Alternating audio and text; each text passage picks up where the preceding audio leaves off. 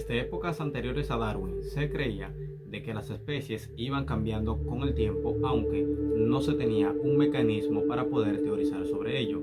Fue Charles Darwin en su libro sobre el origen de las especies, en el cual él describe un mecanismo que se llama selección natural para explicar toda la diversidad biológica que existe al día de hoy.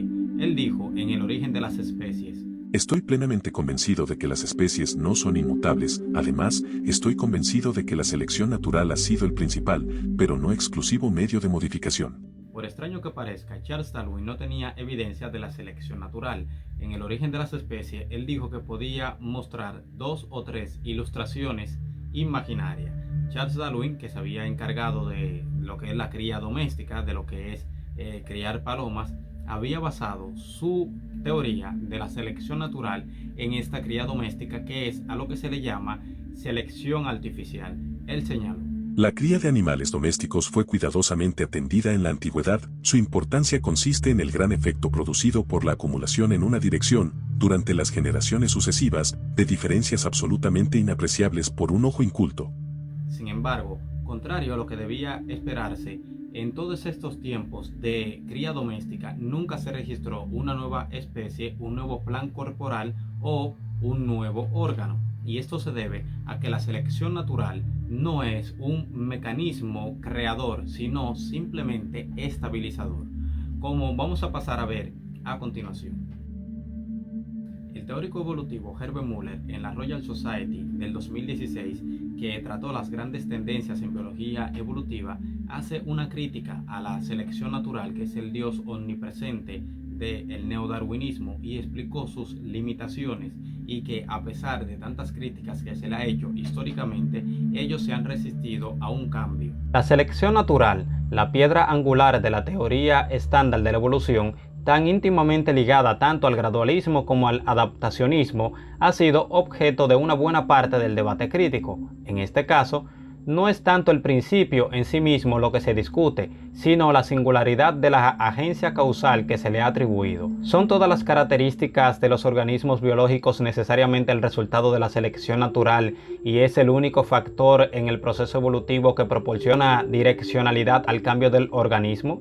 Numerosos autores han desafiado la omnipresencia de la selección natural como una fuerza única de la evolución, mientras que otros han cuestionado si el individuo es el único apropiado objetivo de la selección, o si otros niveles de selección a niveles supra e infraindividuales también deben incluirse en escenarios seleccionistas. Una vez más, nos enfrentamos a una crítica clásica que estuvo en el centro de múltiples debates en el pasado, pero el problema está tan sin resolver como siempre.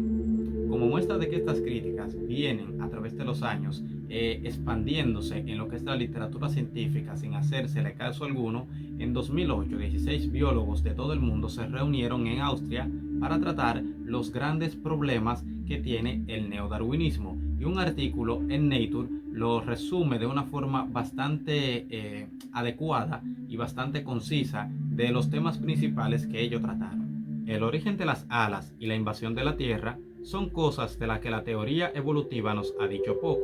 No se puede negar la fuerza de selección en la evolución genética, pero, en mi opinión, esto es estabilizar y ajustar las formas que se originan debido a otros procesos. La síntesis moderna es notablemente buena para modelar la supervivencia del más apto, pero no es buena para modelar la llegada del más apto. Tal como dice el tercer punto, la evolución darwiniana tiene problemas para explicar la llegada del más apto a través de mutaciones, pero también tiene problemas para explicar la supervivencia del más apto a través de la selección natural. Los biólogos evolutivos a menudo asumen que una vez que las mutaciones producen un rasgo funcionalmente ventajoso, se propagará fácilmente a través de una población por selección natural. Por ejemplo, imagine una población de zorro de pelo castaño que vive en una región nevada. Un zorro nace con una mutación que convierte su abrigo de piel en blanco, en lugar de marrón.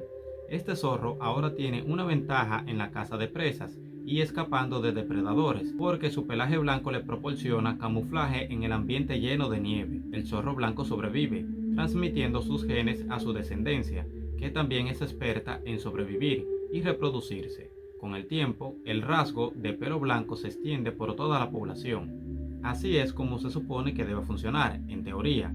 En el mundo real, sin embargo, la mera generación de un rasgo funcionalmente ventajoso no garantiza que persista o se fije. Por ejemplo, ¿qué pasa si por casualidad el zorro blanco tropieza, se rompe una pierna y es comido por un depredador sin transmitir sus genes? Las fuerzas o eventos aleatorios pueden evitar que un rasgo se propague a través de una población, incluso si se proporciona una ventaja. Estas fuerzas aleatorias se agrupan bajo el nombre de deriva genética. Cuando los biólogos ejecutan las matemáticas de la selección natural, encuentran que a menudo que un rasgo de una ventaja selectiva extremadamente fuerte, la deriva genética tenderá a abrumar la fuerza de selección y evitará que las adaptaciones ganen un punto de apoyo en una población.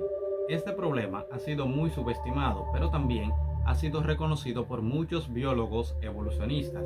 Un caso de esto es de Michael Lynch, el cual es un biólogo evolutivo de la Universidad de Indiana, quien escribe: la deriva genética aleatoria puede imponer una fuerte barrera para el avance de los refinamientos moleculares mediante procesos adaptativos, y señala que el efecto de la deriva genética es fomentar la fijación de mutaciones ligeramente nocivas y desalentar la promoción de mutaciones beneficiosas. Del mismo modo, un destacado científico, Eugene Koenig, habla de que la deriva genética conduce a la fijación aleatoria de cambios neutrales o incluso perjudiciales.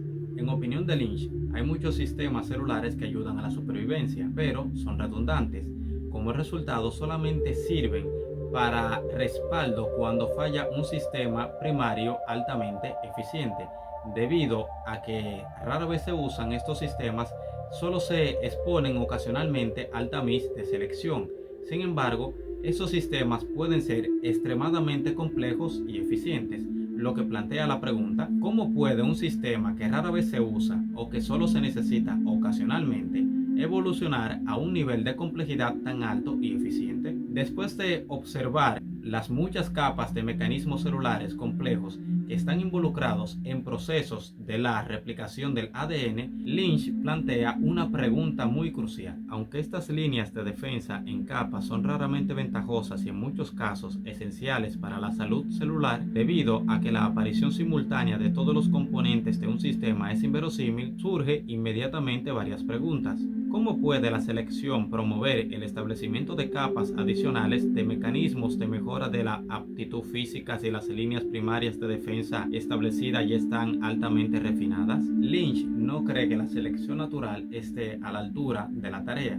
Por eso, en un artículo publicado en 2007 explica: lo que está en cuestión es si la selección natural es una fuerza necesaria o suficiente para explicar la aparición de las características genómicas y celulares centrales para la construcción de organismos complejos. Usando un lenguaje similar, un artículo concluye: es importante que los biólogos evalúen de manera realista lo que la selección puede y no puede hacer en diversas circunstancias. La selección puede no ser necesaria ni suficiente para explicar numerosas características genómicas o celulares de organismos complejos, y Lynch deja claro su punto de vista. No hay evidencia empírica o teórica convincente de que la complejidad, modularidad, redundancia u otras características de la vía genética sean promovidas por la selección natural. Por otro lado, la genética ha puesto de manifiesto de que la selección natural no es una fuerza creadora, sino únicamente estabilizadora de las especies biológicas, y preserva lo que son las especies ya existentes y la ayuda a lo que es estabilizarse y mantenerse en perfectas condiciones en el ambiente que viven. Es capaz de eliminar a los individuos deficientes, enfermos o portadores de anomalías incompatibles con un determinado ambiente, protegiendo y depurando así el patrimonio genético existente de esa especie. Pero no aparecen genes nuevos capaces de generar órganos o funciones distintas que añadan más información gracias a la selección natural. Esta era una suposición fundamental del darwinismo, que no se ha visto corroborada en el mundo natural. De ahí que muchos biólogos estén buscando algún otro mecanismo que sea capaz de dar cuenta de la gran diversidad existente en la biosfera. Más bien, lo que se ha venido observando a través de los años es que las mutaciones o los errores en el ADN se acumulan en el genoma y son una fuente de desorden, disfunción y muerte. El genoma humano se ha venido degradando, degenerando desde el principio de su historia. Mutaciones perjudiciales que en el pasado no existían se han ido produciendo solo en el periodo de la historia humana. El genetista norteamericano John Sanford ha estudiado este concepto de entropía genética y ha llegado a la conclusión de que, de la misma manera que según la ley de la física de la termodinámica, el grado de entropía o desorden aumenta en los ecosistemas físicos cerrados, también en las células de los seres vivos. Se producen mutaciones degenerativas y desorganización. El grado de desorden se va acumulando en el ADN humano y la selección natural no puede eliminarlo. Se ha demostrado de que el 90% de las mutaciones perjudiciales no pueden ser eliminadas por la selección natural. Existen desde luego mecanismos biológicos para solucionar el problema de las mutaciones, es decir, cuando se producen errores de copias, automáticamente hay una maquinaria en el ADN que repara esos errores, pero a pesar de la rapidez con la que opera esa maquinaria bioquímica, los errores aumentan a mayor velocidad de lo que esperan ser eliminados. Un conocido experimento evolucionista llevado a cabo a lo largo de varias décadas, en el que fueron cultivadas unas 30.000 generaciones de bacterias bajo condiciones artificiales, sus autores concluyeron que habían demostrado la evolución en acción en el laboratorio. Sin embargo, cuando estos resultados se analizaron detenidamente, lo que se comprobó fue precisamente todo lo contrario. No había habido evolución progresiva, sino degeneración. Es cierto que algunas de las bacterias que mutaban crecían más rápidamente en el medio artificial del laboratorio, pero lo hacían solo porque estaban perdiendo los mecanismos que habitualmente utilizan en plena naturaleza, pero no ganaban nada nuevo. El bioquímico Michael Behe, un evolucionista proponente del diseño inteligente, escribió al respecto lo siguiente: las bacterias de Encke y sus colegas cultivadas en condiciones de laboratorio no tenían que competir con otras especies distintas como ocurre en la naturaleza. Vivían en un ambiente estable con abundantes nutrientes diarios, temperatura adecuada y sin depredadores que las eliminasen. Pero, ¿acaso los organismos no necesitan para evolucionar cambios en el ambiente y competencia por los recursos? La selección natural, actuando sobre mutaciones aleatorias, no puede ser la causa de toda la biodiversidad que existe en el planeta.